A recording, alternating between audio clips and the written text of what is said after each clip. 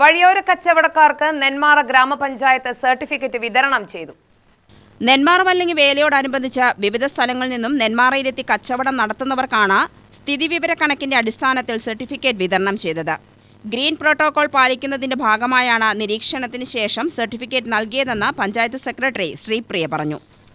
നമ്മുടെ നെന്മാറ വല്ലങ്കി വേല അടുത്തിരിക്കുകയാണ്. അപ്പോൾ ഈ ഒരു ഉത്സവം ഇവിടുത്തെ ഒരുപാട് സ്ഥലത്തു നിന്ന് പലയിടങ്ങളിൽ നിന്നും പല നാടുകളിൽ നിന്നുമായിട്ട് ഒരുപാട് പേര് വരുന്ന ഒരു പ്രാദേശിക ഉത്സവമാണിത്. അപ്പോൾ ഇതിനോടനുബന്ധിച്ച് തന്നെ ഇവിടെ ധാരാളം വഴിയോര കച്ചവടക്കാർ വരുന്നുണ്ടല്ലോ. അപ്പോൾ അവരിൽ നിന്നൊക്കെ നമ്മൾ താൽക്കാലിക ലൈസൻസ് എന്ന രീതിയിൽ ഒരു ലൈസൻസ് എടുപ്പിക്കുന്നുണ്ട്.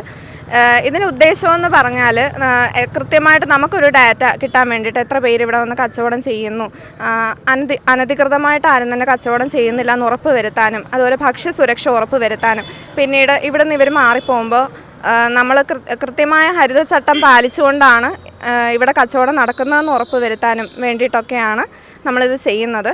അപ്പോൾ ഇതിനോട് എല്ലാ നാട്ടുകാരും കച്ചവടക്കാരും ഒക്കെ തന്നെ സഹകരിക്കും എന്ന് നമ്മൾ പ്രതീക്ഷിക്കുന്നുണ്ട്. ഇതുവരെ സഹകരിച്ച് വരുന്നുണ്ട്. UTV news, Palakkad.